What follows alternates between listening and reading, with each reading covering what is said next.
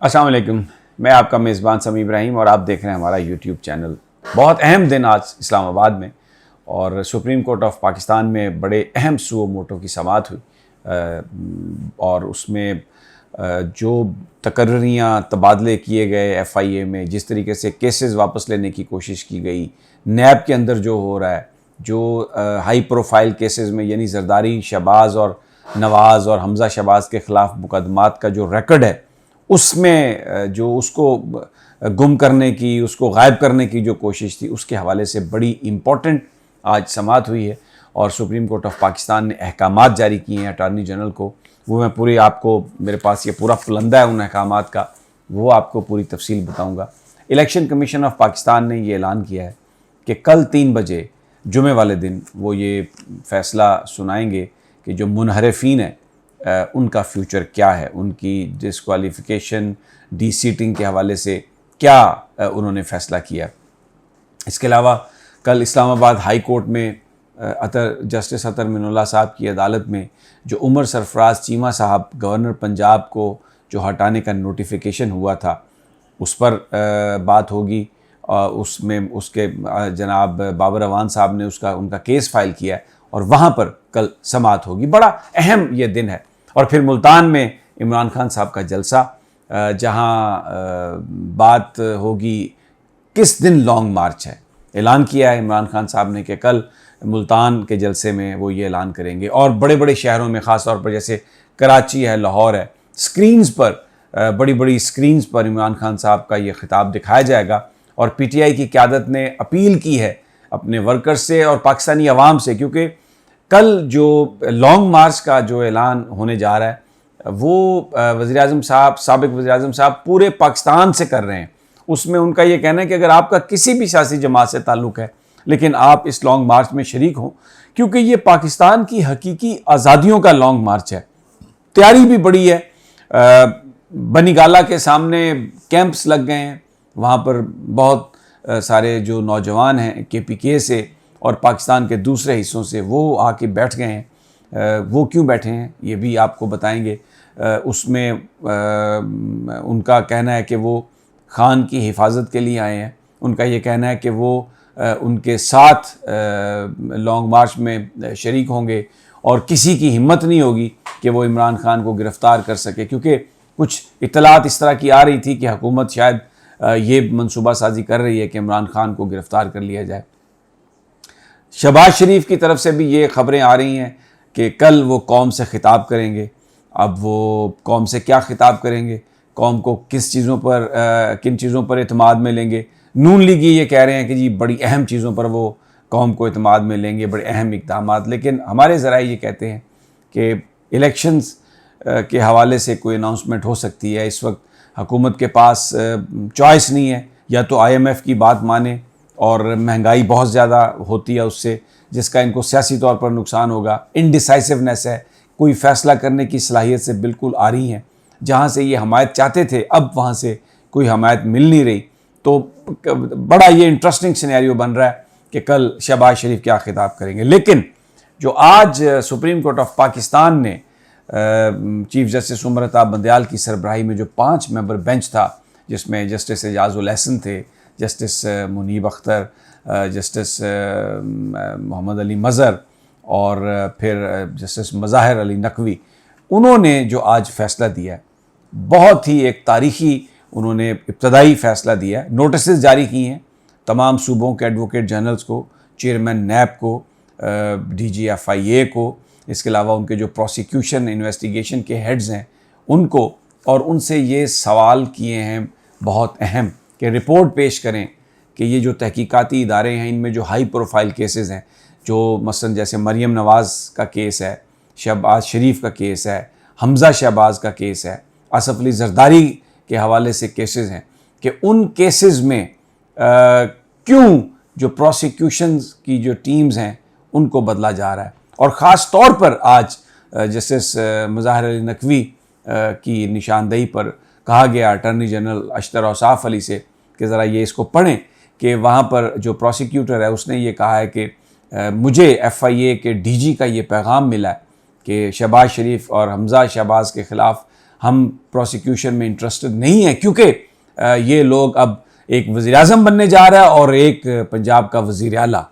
तो इस पर अदालत बहुत आज बरहम थी और जजेस के चेहरों पर बड़ा तनाव था। और उन्होंने जो आज गुफ्तगू की है, उन्होंने कहा कि जब से ये हुकूमत आई है, वी हैव बिन विटनेसिंग, हम ये सब कुछ देख रहे हैं, सब कुछ सुन रहे हैं और आपस में हमने बहुत इस पर डिस्कशन की है और उसके बाद हमने ये सुओ मोटो नोटिस लिया है।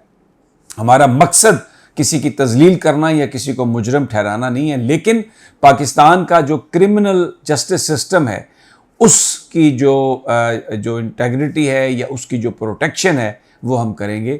और ये किस तरीके से हुकूमत जो है वो इस तरह के तबादले कर रही है। आज तबादलों पर पाबंदी लगा दी गई है और इस बात पर भी पाबंदी लगा दी गई है कि कहीं पर भी किसी केस, ये जो क्रिमिनल केस है, जो हाई प्रोफाइल केसेस हैं, इनकी वापसी की दरख्वास्त नहीं दी जा सकती। पाबंदी लगा दी है इस पर। और प्रोसिक्यूशन और इन्वेस्टिगेशन जो है डिपार्टमेंट्स, उनसे ये कहा है नैब के, FIA के और दूसरे जो तहकीकाती इदारे हैं कि हमें आकर आप बताया जाए कि किन वजूहात की बिना पर तबादले और जो तकर्रियाँ की गई हैं और जो एविडेंस है उसको सील किया जाए, उसको बचा के रखा जाए। जिस पर अटॉर्नी जनरल ने कहा कि जो बहुत सारे ट्रायल्स हैं वो रुक जाएंगे। तो जिस पर अदालत ने कहा कि आप बिल्कुल फिक्र ना करें, हम जो ट्रायल कोर्ट है उसको हम बिल्कुल नहीं रोक रहे, लेकिन हम कोई एविडेंस ज़ाया नहीं होने देंगे और ये जो तबादले हैं इनको नहीं हम होने देंगे।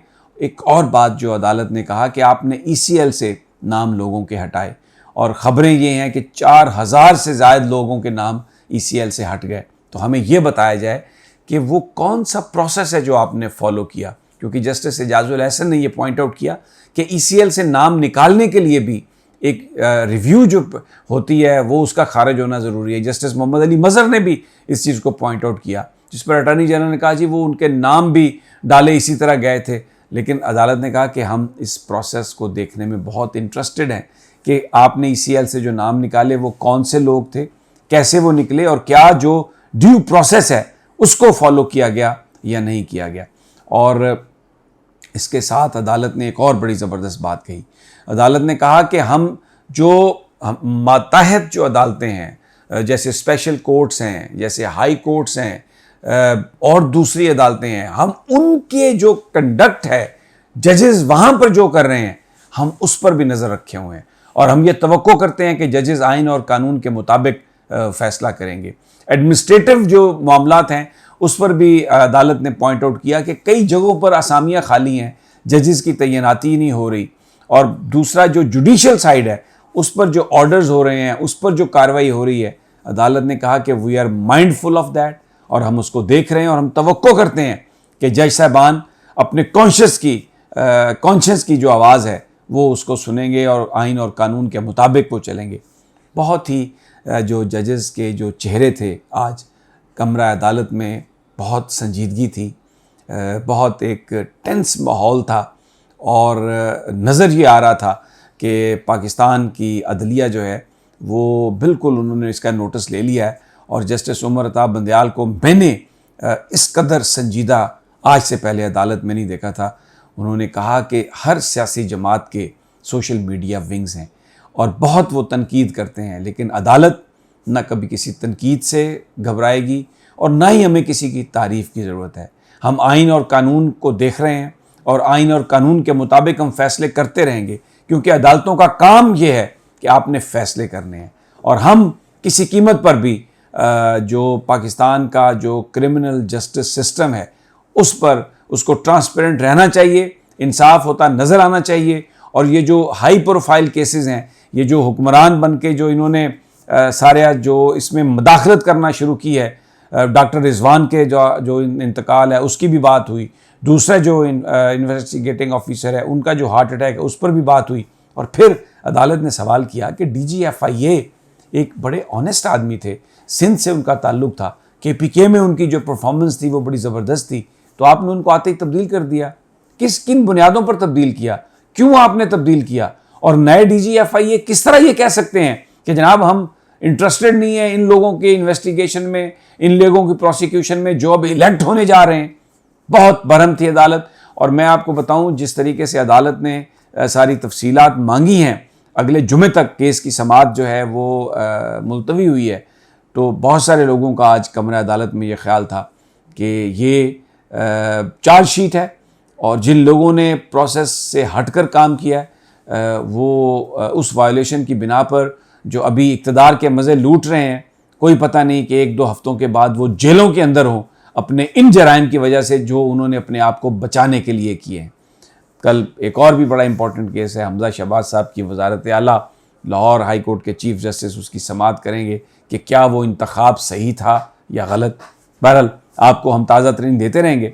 इजाज़त दे अगली वीडियो तक, इंशाल्लाह जल्द मुलाकात होगी। अल्लाह निगहबान।